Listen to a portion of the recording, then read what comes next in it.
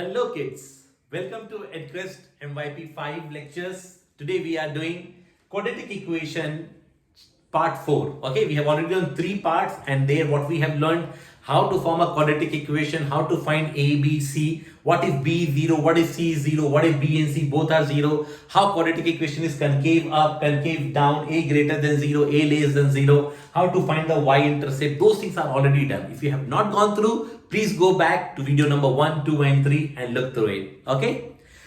Today agenda is that we are going to learn about how to find where it cuts x-axis, correct? So this is known as the method of factorization. Now you must have heard about factors, correct? Like remember in the smaller classes MYP 1, 2, 3 you have done like 12. The factor of 12 is either 1 into 12, 2 into 6, 3 into 4, correct? These are the factors of 12, remember? Similarly here we have to find the factors and after factorization we are going to find the value of x. Okay.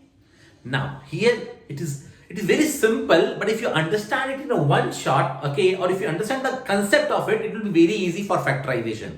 Okay, I'll show you now. So x square minus 5x plus c 6 is equals to 0. This is a quadratic equation. Y 0 because I am considering this y as 0 because on x-axis y is always 0.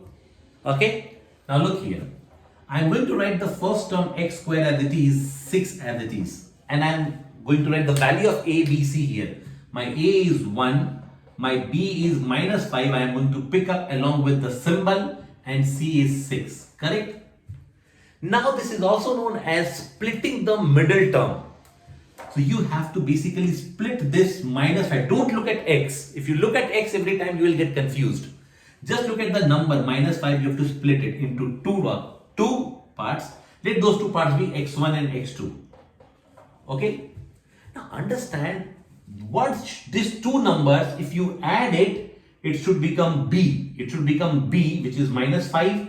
And if you multiply these two numbers, it should become a into c. I'll let it be here right now. And multiplication to become a into c. Correct? In a general way. So in this question, x1 plus x2, the roots, when you split it, the addition of this two will become minus 5 and the multiplication of this two should become a into c, which is 1 into c, which is 6. Okay. Now most important thing, kids. Okay. Understand, you know the multiplication of two number is positive. This is a positive 6. So first let's talk about the symbol. The multiplication of two number is positive when both the numbers are either negative or both positive, correct? Which clearly says that our number can be in the permutation combination of plus minus, minus plus, minus minus or plus plus, correct? There are two numbers I have to split minus 5 into, correct? So one can be plus minus, minus plus. We know that this two cannot be there. Why? Because it's a plus, so it should be both minus, both plus, correct? Now understand, if both of them are plus, it will give you plus 6 or plus any number in a multiplication, but addition can never become plus. It will always be, addition can never become minus. It will always be plus if you use both plus. So, but I need minus 5, so this is also eliminated. Now I know that I have to use both the terms as minus minus, correct? Now whenever it is minus here and plus here, I mean plus, when AC is plus, so understand you have to add these two numbers to get minus 5. You have to add. It means both the numbers should be lower than 5. So what can be the two numbers? It can be either minus 4 and minus 1 that adds up to 5. But the multiplication will be minus 4 into minus 1 as you see. If I do heat and trial, minus 4 minus 1. These two numbers. They add up to minus 5, that they multiply up to 4, which is not my answer. Then I'll come another minus 3 and minus 2. They add up to minus 5, but they multiply up to 6. Yes, I need 6. So I got these two numbers. What? X square minus 3x minus 2x. Now just input x along with those numbers, correct? Now this is how you split minus 5 into two parts, correct? Now take these two terms and these two terms to solve algebraically. In these two terms, what is common? X is common. So what is left inside the bracket? X minus 3. X into x, x square. X into minus 3, minus 3x. Now third step and most important step, whatever is written here, whatever is written in this bracket, write it here. Whatever is written in this bracket, write it here. And now you have to get minus 2x. You have to get minus 2x. So you multiply this whole thing by minus 2. You get minus 2x. And minus 2 into minus 3 becomes plus 6, which is already there. Which means this equation you have factorized it correctly. Now, there are two terms. X minus 3 is common in both of them. Take x minus 3 common. From here, x is left. From here, minus 2 is left. Correct? Always equate it to 0.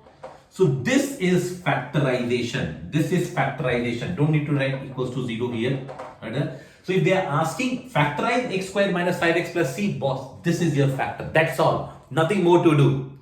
But now if they ask you solve for x, then you are going to go one step ahead and you are going to write c. This into this is 0. So remember, a into b is 0 only when either a is 0 or b is 0. Either a is 0 or b is 0, which means either x minus 3 is equals to 0 or x minus 2 is equals to 0. We say that either x can be 3 or x can be 2. Correct? Either x can be 3 or x can be 2, which means that this point will be 2 comma 0, this point will be 3 comma 0, and hence we have seen that since there are two values of x, it means it is cutting y-axis at two different points, 2 and 3. Correct? And in this way get the roots of the equation. Got it, guys? This way we get the roots of the equation as 2 comma 3. Correct? So this is known as the solving a quadratic equation by splitting the middle term or by factorization. Correct? Any doubts till here? I'll go on one more question. Okay.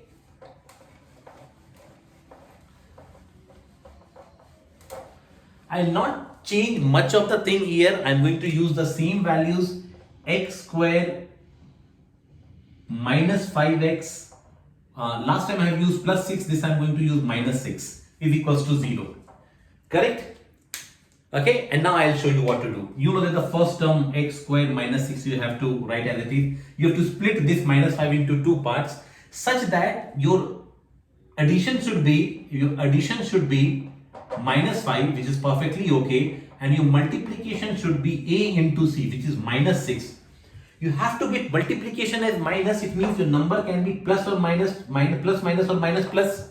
You cannot have minus minus or plus plus. Correct? Very good. Now, whenever it is plus minus or minus plus, one number has to be greater than this middle term. One number has to be greater than that. Correct?